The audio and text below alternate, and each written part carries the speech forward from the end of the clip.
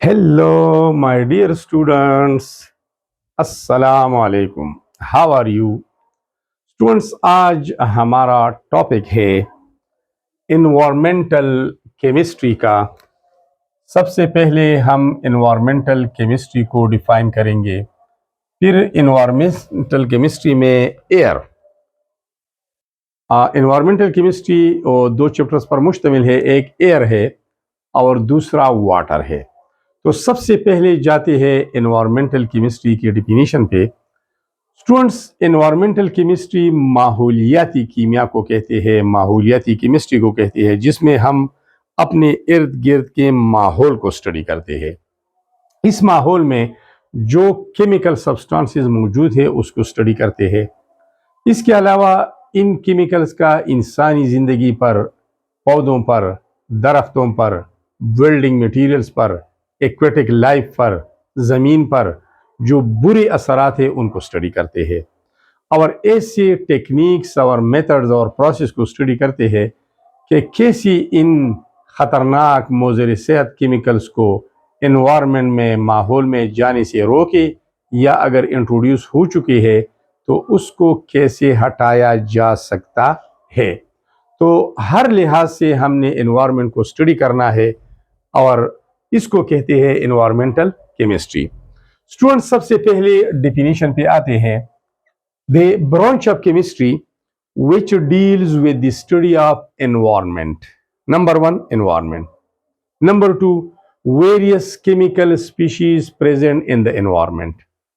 Number 3, harmful effects of these chemicals present in the environments on human life, plants life, aquatic life, building material and earth. And number 4, various methods to remove these hazardous chemicals from the environment. तो environmental chemistry में हम study करते हैं the branch of chemistry which deals with the study of environment. सबसे पहले हम इसमें अपने माहौल को स्टडी करते हैं. Number 2, various chemical species present in this environment. हमारे इर्द गिर्द माहौल में कौन सी कीमियाई अशिया मौजूद है. नंबर 3, दियर हार्मफुल इफेक्ट्स, उनके बुरे असरात क्या है मुख्तलिफ चीज़ों पर. And number 4, various methods to remove these harmful chemicals from the environment. Basically students, environment के टोटल 4 कंपोनेंट्स है. कितने? 4 कंपोनेंट्स है. एक कंपोनेंट है एटमॉस्फेयर, जिसको हम कुर्रे हवा बोलते हैं.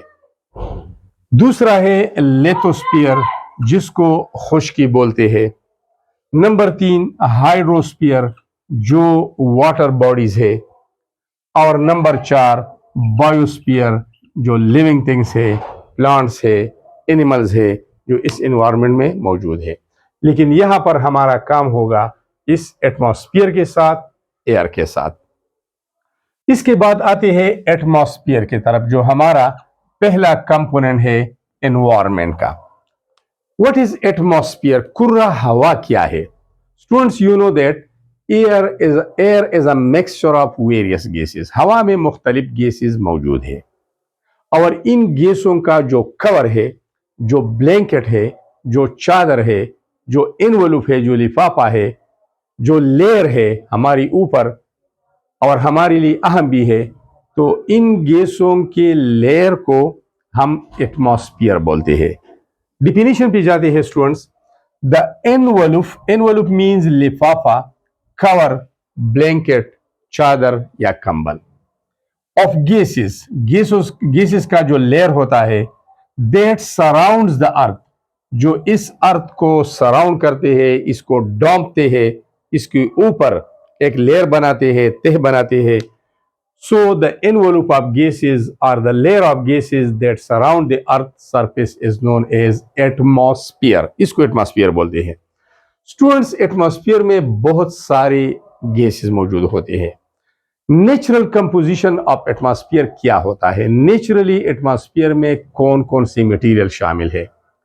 अगर नेचुरली कोई मटेरियल शामिल नहीं है اور انسانی ایکٹیویٹیز، انسانی سرگرمیوں یا قدرتی ایکٹیویٹیز کی وجہ سے وہ انوائرمنٹ میں انٹروڈیوس ہوتا ہے تو اس کو پھر پلوٹنٹ بولتے ہیں۔ اگر نیچرلی ایک کیمیکل سبسٹنس موجود بھی ہے لیکن ہیومن ایکٹیویٹیز یا نیچرل ایکٹیویٹیز کی وجہ سے اس کی مقدار بڑھ جاتی ہے، اس کو بھی پلوٹنٹ کہتے ہیں، وہ بھی مضر صحت ہوگا۔ تو natural component of composition of atmosphere کی طرف آتے ہیں کہ نیچرلی قدرتی طور پر ایٹماسفیئر کا کمپوزیشن کیا ہے، بناوٹ کیا ہے، اس میں کون کون سے گیسز ہے اور ہر ایک کی مقدار کتنی ہے۔ یہاں پر میں نے لکھا ہے نیم آف دی گیس، تو میں گیسز کے نام لکھوں گا۔ یہاں پر لکھا ہے پرسنٹیج بائی والیوم، والیوم کے لحاظ سے پرسنٹیج فیصد، 1% ہوتا ہے بلحاظ ماس، یہ ہے بلحاظ والیوم۔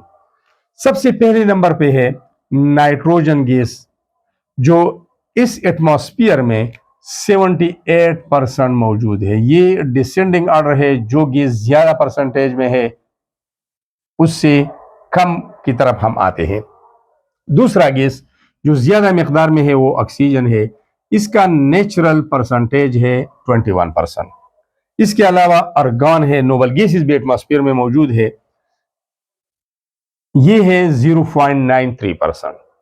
کاربن ڈائی آکسائڈ جو فوٹوسنتھسس کے لیے ضروری ہے اور اس کا پرسنٹیج ہے 0.038%۔ نیون گیس ہے 0.0018%۔ ہیلیم گیس ہے 0.00052%۔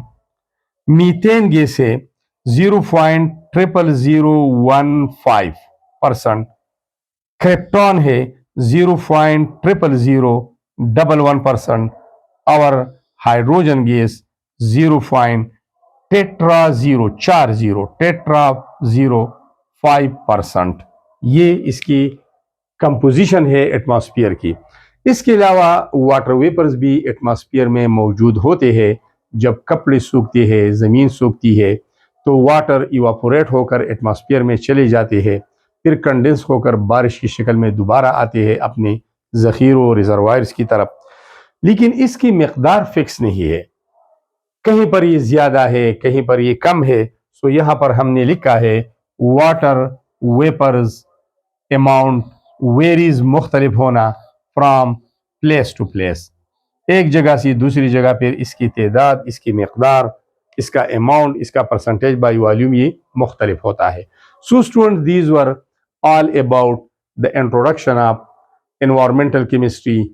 Then atmosphere کیا ہے اور ایٹماسفیئر کا کمپوزیشن کیا ہے، کون کون سے گیسوں سے گیسز سے یہ بنا ہے اور اس کا نیچرل ایبنڈنس کیا ہے، قدرتی کثرت کیا ہے، والیوم کے لحاظ سے کتنی مقدار میں کون سا گیس ہے۔ تو سب سے زیادہ مقدار میں نائٹروجن پایا جاتا ہے، اس وجہ سے ہم نائٹروجن کو سالوینٹ بولتے ہیں اور باقی گیسز چونکہ کم مقدار میں ہے اس کو ہم سلوٹ بولتے ہیں۔ اور ایئر جو ہے it is a mixture, it is a homogeneous mixture, اور آپ کو پتہ ہے کہ مکسچر یا سولوشن میں دو کمپوننٹس ہوتے ہیں، ایک زیادہ مقدار میں جس کو سالوینٹ کہا جاتا ہے اور باقی کم مقدار میں جس کو سلوٹ بولتے ہیں، اور یہ ہے solution of gases in gases کا example. Thanks a lot for watching this video.